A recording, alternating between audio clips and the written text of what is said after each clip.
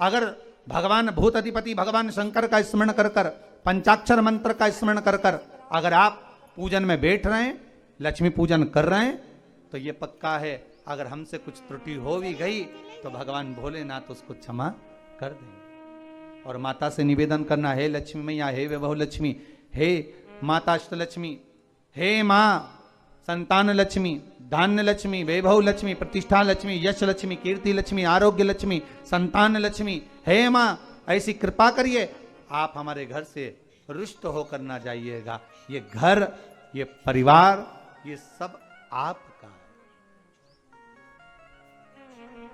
सब आपका है, ये किसी दूसरे का नहीं। मां पूजन करते समय माता लक्ष्मी से जरूर कहें, मां 4 साल हो गए, 2 साल कर अपने घर में आप प्रवेश करिए, मां आइए हमारे घर में, आप पधारिए मां। महाराज कितना सुंदर संवाद है। एक साहूकार की बेटी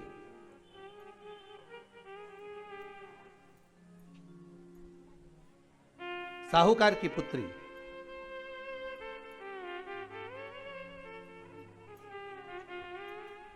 पीपल के वृक्ष के नीचे,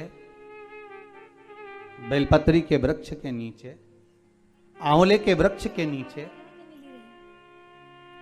प्रत्येक अमावस्या को दीप लगाने जाती थी। उसका नियम था।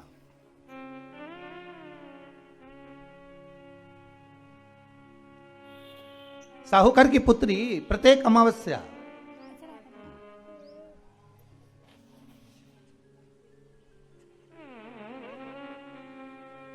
तीन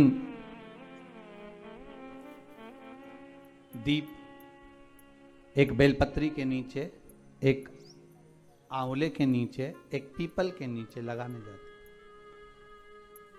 महाराज आज नारायण ने कृपा कर दी, और क्या कृपा करी कि आज सरस्वती, पार्वती और लक्ष्मी तीनों इन वृक्षों के नीचे जाकर विराजमान हो गए। पार्वती मैया तो पहले से ही बेलपत्री के नीचे है,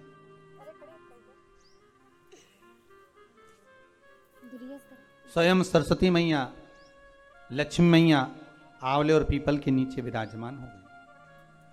अब आज तीनों देवियों में बात हो रही है, आज तीनों देवियों में चर्चा हो रही है कि यदि आज अगर कोई दीप लगाने आया और पहला दीप जिसका लगेगा तो ये पक्का है कि मैं लक्ष्मी उसके घर में प्रवेश करूंगी।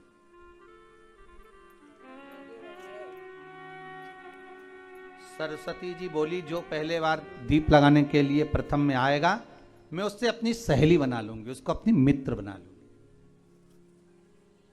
पार्वती जी बोली, जो प्रथम दीप लगाने आएगा, पार्वती जी कहती हैं मैं भगवान शिव से कहकर उनका कल्याण करवा दूंगी।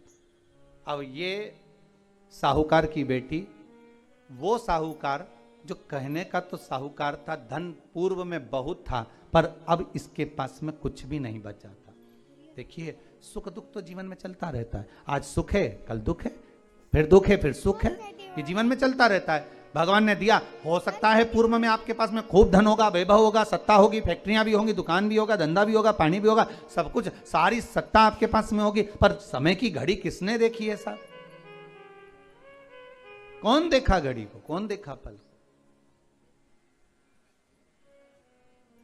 इसीलिए कहते हैं ना, बार बार कहते हैं, तेरा पल पल बीता जाए, मुख से जप ले नमः शिवाय, ओम नमः शिवाय, ओम नमः शिवाय।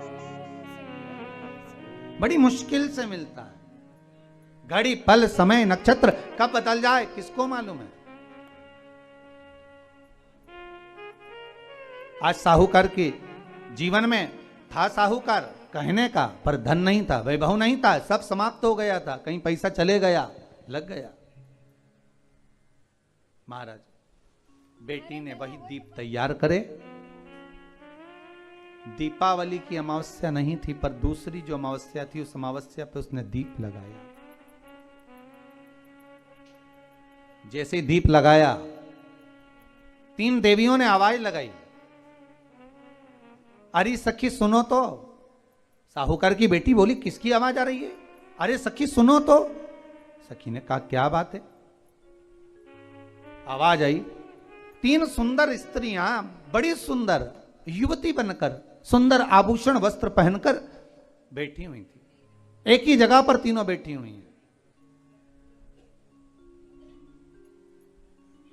इसी को त्रिवेणी कहते हैं महाराज। जो त्रिवेणी का जो वृक्ष होता है, उसमें 3 त्रिवेणी का जो वृक्ष होता है उसमें दिए लगाने का बड़ा महत्व होता है, तो इसी को त्रिवेणी कहते हैं। तीनों बैठी हुई थी। अब तीनों बैठी, आवाज लगाया, हम आपको सहेली बनाना चाहते, सखी बनाना चाहते, आप हमारी सहेली बनेंगी? अब इस साहूकार की बेटी को लगा, ये तो बहुत पैसे वाली दिख रही हैं, धनपति दिख रही हैं, और मैं तो गरीबड़ी, और ना जाने में अगर इनकी सखी बन गई तो फिर इनको क्या मुझे देना पड़ जाए, कोई भरोसा है?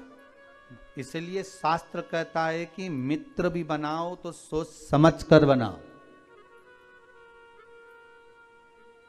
मित्र भी बनाओ तो सोच समझ कर बनाना। ज्यादा धनपति मित्र बन गया तो मन में आएगा कि जब ये घर आएगा तो इसको घृत का भोजन तो कराना ही पड़ेगा, घी का भोजन तो कराना ही पड़ेगा। इसलिए मित्र भी बने तो ऐसा बने कि जो आपके सम्मुख में हो, उसको धन और वैभव से मतलब ना हो, उसको सत्ता से मतलब ना हो, आप उसको केवल आप से मतलब, आपकी मित्रता से मतलब। साहूकार की बेटी ने कहा, मैं आपको कल बताती हूं, मेरे पिताजी से पूछूंगी मैं आपको मित्र बनाऊं कि ना बनाऊं। ठीक है, चली घर पहुंची। पिताजी, मुझे 3 सखियां मिली हैं, एक सरस्वती है, एक पार्वती है और एक लक्ष्मी है। अच्छा, पीपल, आंवला और बेलपत्र तीनों वहां विराजमान। अच्छा, क्या कर रही हैं? सखी बनाना चाहती हैं। पिताजी ने कहा, बन जाओ सखी, सखी बनने में दिक्कत क्या है, बनो। अब दूसरी अमावस्या पे जब वो गई और जाकर उसने कहा कि मैं आपकी सखी बन सकती हूं, तीनों प्रसन्न हो गई।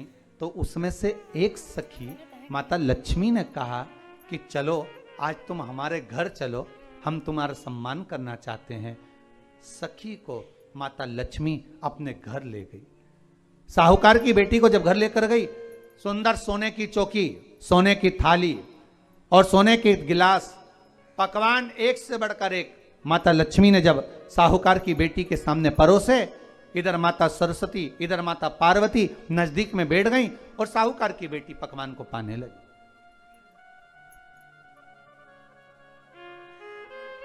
साहूकार की बेटी पकवानों को पा रही है, भोजन ग्रहण कर रही है। अब भोजन करने के बाद साहूकार की बेटी चली गई। अब जाते से ही माता लक्ष्मी जी ने कहा, सुनो सखी, अगली जो अमावस्या आ रही है, आपको मालूम है वो कौन सी अमावस्या है? नहीं। कहा, दीपमालिका, दीपावली की अमावस्या, आपको मालूम है? ओहो, पर एक बात हम आपको कहें। लक्ष्मी जी बोली, एक बात हम आपको कहें। हाँ बोलिए। हम चाहते हैं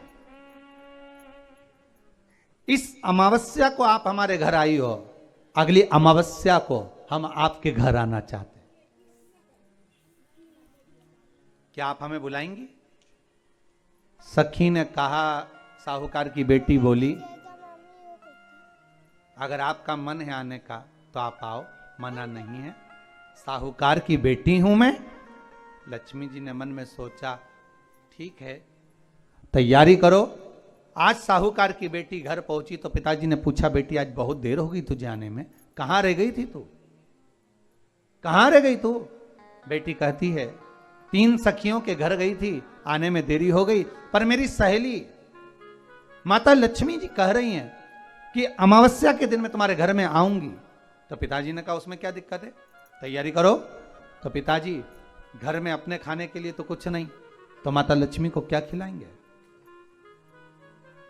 कई लोग कहते हैं कि दीपावली पे ना तो हमारे यहाँ घी है, ना हमारे यहाँ तेल है, ना हमारे यहाँ कपास है, ना हमारे यहाँ पर मिठाई बन रही है, ना हमारे यहाँ अच्छे वस्त्र हैं, हम क्या पहने माता लक्ष्मी को रिझाने के लिए?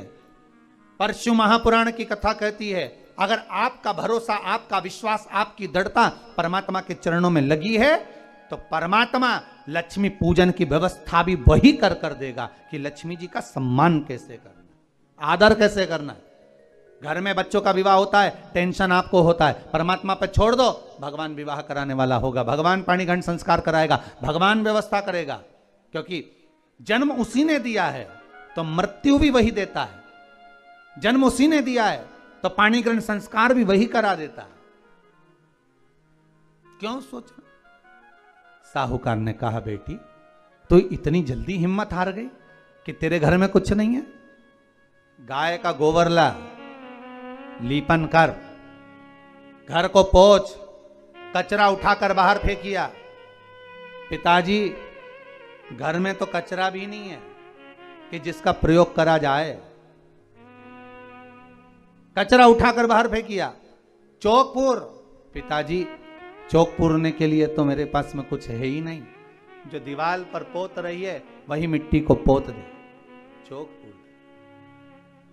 उनके घर गई थी, सोने की चौकी पर सुंदर आनंदमय भाव से बिठाया है मुझे, सुंदर सोने की थाली में भोजन कराया है मुझे, अब मैं क्या दूं? पिताजी कहते हैं, अगर लक्ष्मी आपकी सहेली अगर आ रही है, बड़ी धनपति है, तो व्यवस्था भी वही करेगी। अब लक्ष्मी